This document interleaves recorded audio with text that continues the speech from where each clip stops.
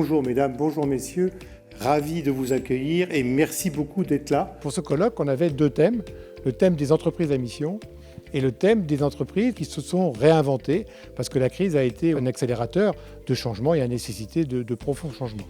Alors le thème des entreprises à mission, c'est logique qu'on en soit arrivé là.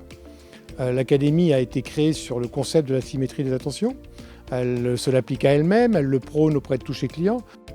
Les entreprises à mission, c'est un thème qui s'est imposé pour ce 15e colloque Culture Service de l'Académie du Service, parce que c'est un mouvement, c'est une quête de sens pour les entreprises, c'est une aspiration profonde des clients, une aspiration profonde des collaborateurs.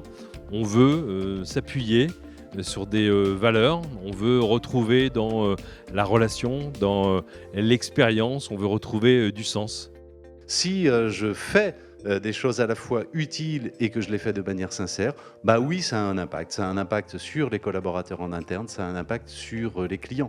Et tout ça est circulaire. Et la fierté des collaborateurs, ça fait la qualité de la relation client. Donc une société à mission, c'est une société qui met dans ses statuts, donc qui grave dans le marbre, et donc c'est pour ça qu'on ne peut plus revenir en arrière, qui grave dans le marbre justement sa raison d'être, des objectifs socio-environnementaux qu'elle choisit et qui vont lui servir de boussole dans ses grands choix stratégiques pour les années à venir.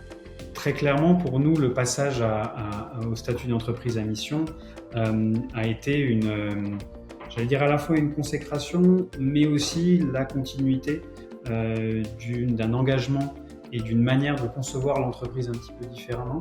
L'entreprise à mission, ça ancre dans le temps long cette transformation profonde de l'entreprise. Et je crois que pour les collaborateurs, c'était très important de se dire que ce n'était pas la marotte de la direction générale et de son équipe, mais vraiment un changement profond pour l'entreprise. Les moments forts, effectivement, on en a vécu pour le baromètre d'entreprise qui donne droit à un label, et là on l'a donné à Cofidis pour la 2e année, qui a eu d'excellentes notes. C'est vrai que c'est un label qui a beaucoup de sens pour nous, déjà, il faut le dire, pour une marque comme Cofidis, une marque grand public. Le crédit qui fait la différence, pour nous, c'est incarner des valeurs de confiance, de collectif, d'engagement.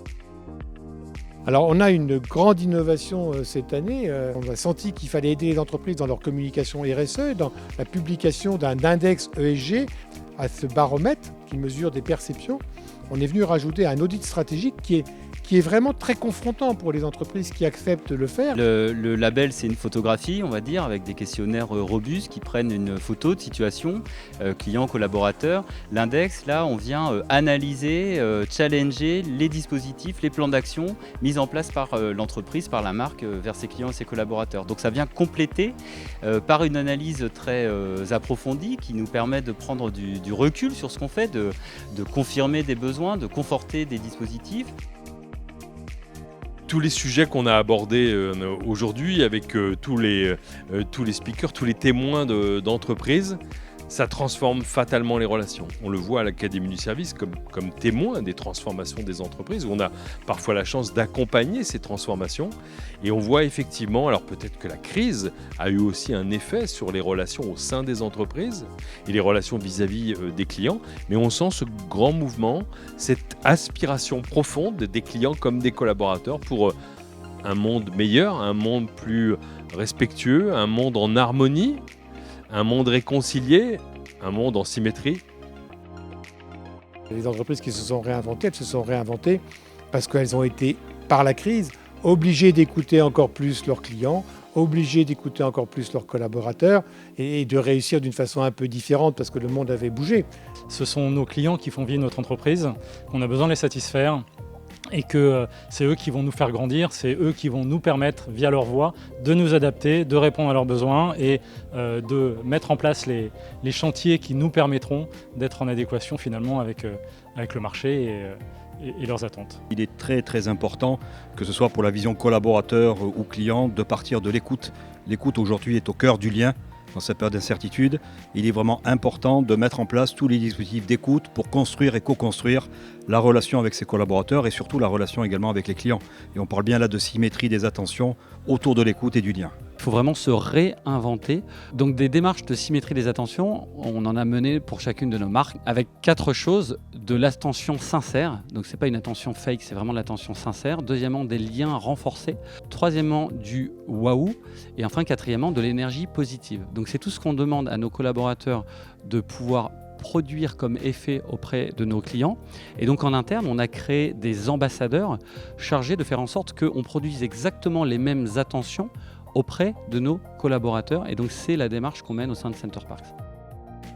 Quand on respecte l'autre, quand on est curieux de la différence de l'autre, quand on s'ouvre à l'altérité, il n'y a aucune raison de le faire avec un collaborateur et pas avec un client, ou avec un client et pas un collaborateur. Donc il y a la même valeur comme ça d'expérimentation de l'altérité de l'autre, dont on peut ressortir agrandi et nourri. C'est une très bonne édition avec beaucoup d'échanges et toujours notre volonté profonde de partager, d'ouvrir les consciences des collaborateurs, des professionnels qui sont ici dans la salle au Château Forme Georges V à Paris ou à distance sur Zoom, de belles rencontres, comme le dirait Charles Pépin, le philosophe, et puis de bons retours d'expérience d'entreprises qui sont vraiment inspirantes.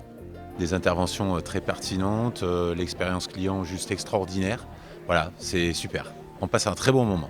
Ça permet surtout, je pense, de prendre conscience réellement des choses et d'avoir des retours d'expérience d'entreprises qui l'ont déjà mis en place. J'ai enfin compris ce que c'était qu'une entreprise à mission, où est-ce que ça pouvait emmener l'entreprise. C'est très intéressant d'avoir l'expérience aussi des différentes entreprises, que ce ne soit pas forcément du même secteur que l'entreprise dans laquelle on est. Et c'est vraiment inspirant. C'est d'abord, pour moi, ce colloque, comme je l'ai dit, c'est la réussite de l'équipe.